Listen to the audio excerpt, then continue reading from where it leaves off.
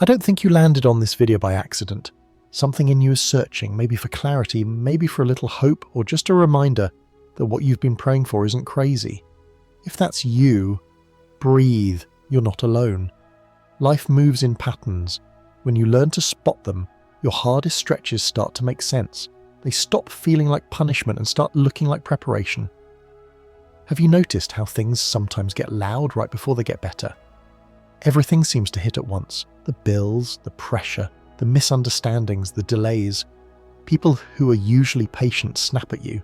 You're juggling too many things and dropping half of them. Most of us assume that means we're unlucky or off track. But more often than not, that heavy stretch is the final mile before transformation. Think of it like the last hill at the end of a long run. Your legs burn, your chest is tight, and part of you wants to quit. But that last hill isn't proof you're failing, it's proof you're close. Life is similar. The tension that shows up before a change isn't a barrier meant to block you. It's a signal that something new is already forming. Here's where many people get stuck. They mistake the test for a verdict. They assume the struggle is a sign to turn back, when really it's weight that builds capacity. A bigger blessing requires stronger hands to hold it. And sometimes the only way to strengthen your grip is to carry something heavy for a while. Picture this. Someone you know is doing everything they can to stay afloat. They're working extra shifts, skipping little joys, counting every coin. The calls they dread keep coming. It feels like they can't catch a break. From the outside, you'd think the story is falling apart, but underneath, pieces are moving. Old routines are cracking, routines that couldn't hold the next version of their life. It's like the middle of a thunderstorm at 3 a.m. The rain is violent. The wind rattles the glass. You start to believe the dark will last forever. And then, without fanfare, a thin line of light shows up under the curtains. The storm didn't last. It never does. I've seen it happen enough to recognize the rhythm. The too much season, the one that squeezes you, often shows up right before the shift. Not because life is cruel, but because growth rarely comes wrapped in comfort. Something in you is being stretched to match what you've asked for. Now here's the twist that surprises people. After the storm, the next things that arrive aren't big fireworks or obvious headlines. They're small, they're subtle, and if you aren't paying attention, you'll chalk them up to coincidence and walk right past them. We expect miracles to announce themselves in all caps. The door is here, but the universe usually whispers first. The hints show up as soft alignments, little repeats that keep circling back. A sentence you hear 3 times from 3 different places, a stranger with oddly specific advice, an idea that keeps tugging your sleeve, the same opportunity nudging your inbox again. Most of us brush these off because they're not dramatic. We wait for a sign that's louder, bolder, more cinematic. Meanwhile, the path is already being laid out in small pieces. Imagine a guy who's stuck in a job that drains him. He's good at it, but he's empty.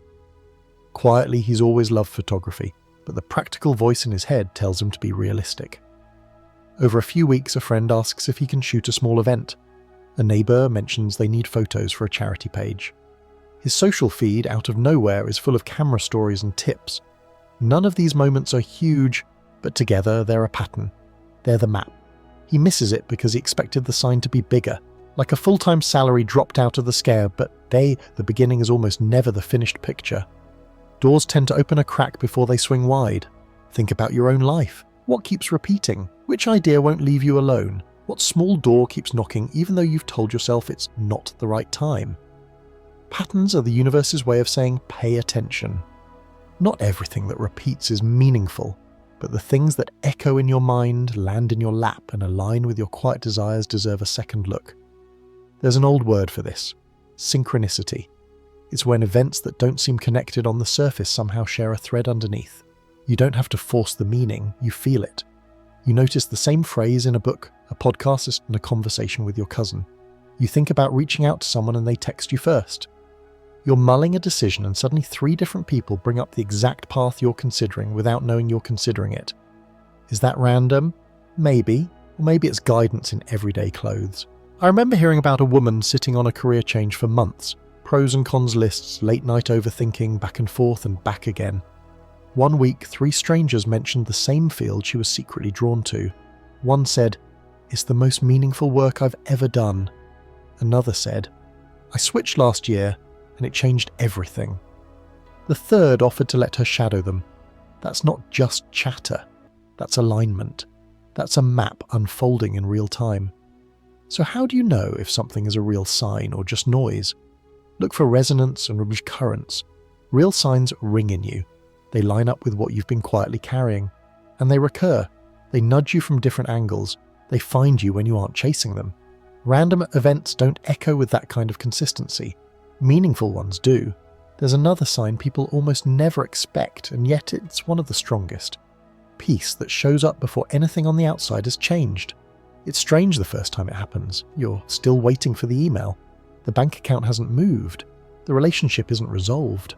But inside, something unknots. You feel steady. You feel clear. You're not pretending. You're not forcing optimism. You're just quietly sure. We think peace is what you get after the breakthrough. Often, it's what arrives before it. It's your inner world taking the shape of what's coming, even while your outer world catches up. You may not have the final answer yet, but you know which direction is yours. That calm is not a mood swing. It's alignment. Think of the navigation system in your car. When you miss a turn, it doesn't start screaming. It recalculates. You don't see the full route until it's ready to display. But the path is being drawn in the background. That's what your spirit does when you stop fighting yourself. It recalculates. It selects the path with your name on it and begins guiding you there. Peace is the signal that guidance is live. I knew a student finishing school overwhelmed by choices and opinions. Everyone had a plan for his life. One morning he woke up with this quiet certainty. I'm going to try this one thing first. It wasn't flashy. It wasn't the most impressive choice, but it was honest. That single step opened doors he couldn't have predicted. Looking back, he realized the calm arrived before the opportunities. Peace was his first breadcrumb. Let me pause here and offer something practical. If you're in the middle of a hard stretch and you're trying to tell the difference between random hard and breakthrough hard, ask yourself 3 questions. 1. What is this pressure growing in me? If the struggle is stretching your patience, your courage, your honesty, your worthiness, qualities you'll need for the next chapter, that's breakthrough hard. It's building capacity, not just burning you out. 2. What keeps repeating? Note the small alignments you've brushed off. Write them down for a week. See what patterns emerge. Sometimes the miracle isn't missing, it's just arriving in pieces, and you'll only see the mosaic when you put them together. 3. Where do I feel unearned peace? If you find yourself calmer, clearer, or oddly hopeful without external evidence, don't dismiss it. That inner shift is often the first green light. Now, about the tests, people hear that word and think of punishment. But tests in life are more like fitting sessions. You're being sized for what you asked for. If you want a wider life, the frame has to expand. You learn boundaries because you'll need them. You practice trusting yourself because bigger rooms will demand it. You learn to say no because a meaningful yes depends on it. Let me give you 3 small stories. Different contexts, the same pattern. Story 1. A young father is drowning in bills. He and his partner are doing everything right, packed lunches, cancelled subscriptions, extra gigs. Still, the numbers don't add up. He feels like a failure. He's about to accept that this is just how it goes when a manager from another department who barely knows him mentions an opening that matches his exact skill set. He applies with low expectations. The role pays more and offers better hours. The call comes through a week after the worst night of panic he's had all year. That worst night wasn't proof that nothing works out for him. It was the last bend before the exit. Story 2. A woman is trying to heal after a breakup. Everywhere she turns, she sees reminders. She tries to numb out with busyness. Then slowly small invitations arrive. A book recommended by 2 different people who've never met. A class she keeps hearing about. A walk with a friend who says one sentence that lands like a key in a locked door. She takes the class. Inside that room, she meets a version of herself she thought she'd lost. Months later, she realizes the miracle wasn't a new relationship. It was a new self. And because she grew, the relationships that followed had space to be healthy. Story 3. An artist thinks the window has closed. They've been rejected enough times to memorize the wording. They decide to set the dream down and get serious. But before they do, they give themselves one last small experiment. Post something honest every day for 30 days. No angle, no performing. On day 19, someone with reach shares their work. On day 27, a collaboration offer lands. On day 30, they have more momentum than the past 3 years combined. The miracle didn't wait for them to be discovered. It waited for them to be consistent. What do these stories have in common? The breakthrough didn't descend like a lightning bolt. It arrived as a series of alignments they could have ignored. The final open door looked obvious in hindsight, but it was built with small hinges. So what can you do right now practically to meet your miracle halfway? Honor the smallest yes. Big lives are built out of tiny, honest steps. Reply to the email. Send the pitch. Try the class. Ask the question. Start the savings habits with an amount that doesn't scare you. Don't wait for motivation. Build it with movement. Make space. If your schedule is a wall-to-wall blur, miracles have nowhere to land. Clear a little time each day where you aren't scrolling or numbing. Sit, walk, breathe, listen. Peace visits rooms that aren't overcrowded. Track echoes. Keep a notes page titled Repeats.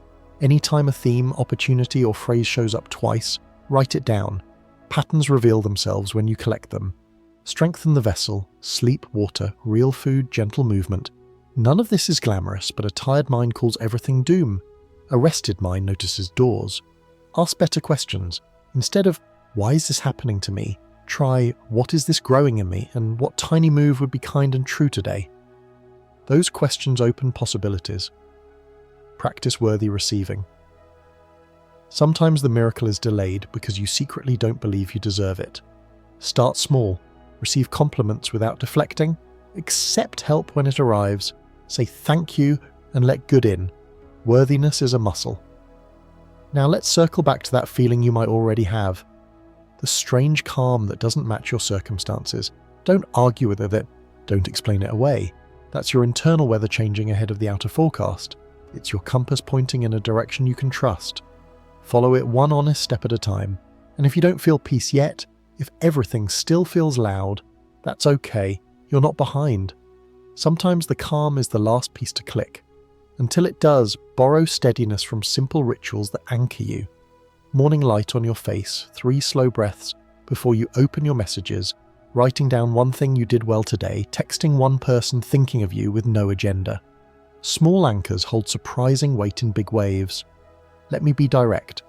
If you're hearing this right now, it might be because it's time to stop calling yourself unlucky and start calling yourself ready. Ready to notice the little doors, ready to treat discouragement as a signpost that you're close, not a sentence that you're done. Ready to grow the muscles that match the life you've been asking for. Look at your life with fresh eyes for the next week. Watch for the pattern, not the performance. Notice the repeats. Follow the quiet yes. Measure progress, not perfection. And when peace taps you on the shoulder before anything external gives you permission, say, okay. I see you. Then take the next step, however small, in the direction that peace points. Here's what I hope you carry away. Your struggle is not wasted. It is shaping you to hold what's coming. Your signs may not look like billboards. They may look like a friend's offhand comment, an email you weren't expecting, an idea that won't leave you alone, a morning where your chest feels light for the first time in months. Don't dismiss them, collect them, follow them, let them build a path beneath your feet. And remember this, sometimes the miracle isn't far away at all. Sometimes it's already here, arriving in small pieces, teaching you how to receive it, asking you to trust the quiet. If you've been waiting for a headline, this is it. You are closer than you think.